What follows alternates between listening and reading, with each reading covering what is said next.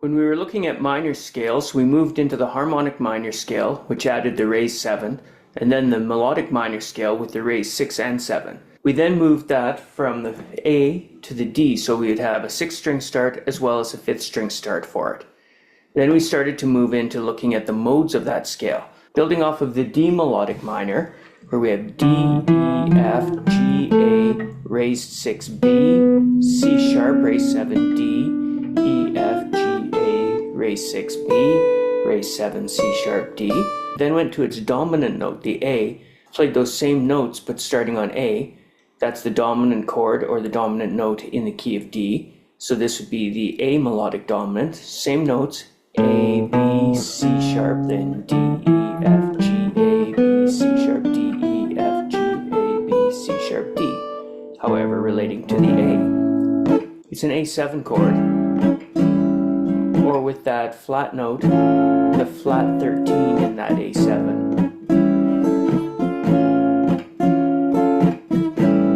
For me, I mostly recognize that sound from the electric version of Layla, when he walks into the C sharp minor, and then the G sharp, and you hear that flat 6 or flat 13 over it. Again, for me, kind of a Transylvania sound. We saw that there were 4 whole steps in a row. They're found between the F, G, A, B, and C sharp notes. That would be from the minor 3rd to the 4th to the 5th to the raised 6.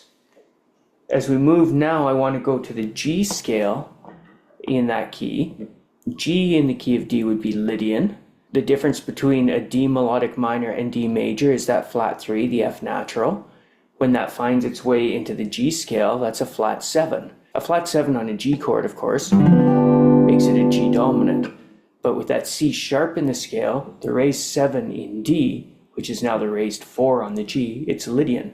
So it's called the Lydian flat 7. It's another dominant scale in this key. So we've got a dominant on the A, the 5, and on the G, the 4. You could create kind of a bluesy vamp using those 2 dominant scales and using the Lydian flat 7. Its primary use is when you're on a dominant 7 chord that does not resolve to its 1. It can't get there as easily from G to C as it normally would because it's got the C sharp in it. You can hear that doesn't really push you toward a C. There are ways to use it to make it happen. One method is when you come from a D minor, instead of a G7 to a C, you could actually use a C sharp chord. That's a tritone sub. So that has the C sharp, the F and the B in it, just as the G Lydian flat 7 does. So there would be a way to use it, but usually it's got such an ambiguous, spacey sound that it's not used in resolution. It's used when you don't want a dominant chord resolving. The notes in D are D, E, F, G, A, B, C sharp, and D. You see the series of whole steps from the F to the C sharp. If I put those on the 6th string, I could come from F to G, making F the flat 7 of G, whole step to A, to B, to C sharp, and to D. You can hear some of that spacey sound in what sounds like I'm starting off with a whole tone scale. Here it is from the G, the Lydian flat 7.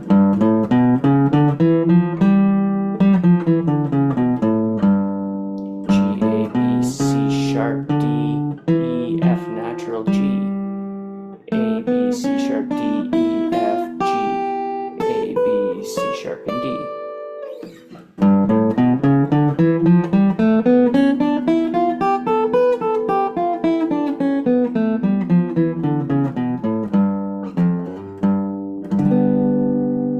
Another way to finger that scale would be to spread it out a little bit.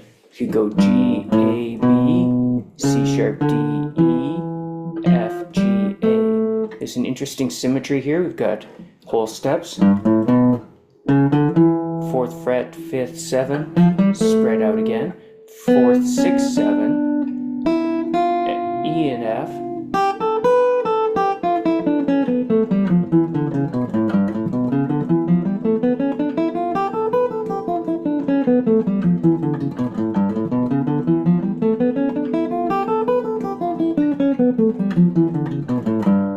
For some reason that one's a little easier for me to remember. So the sound of the chord would be a G7 with a 7, C sharp, back to my G there, E minor,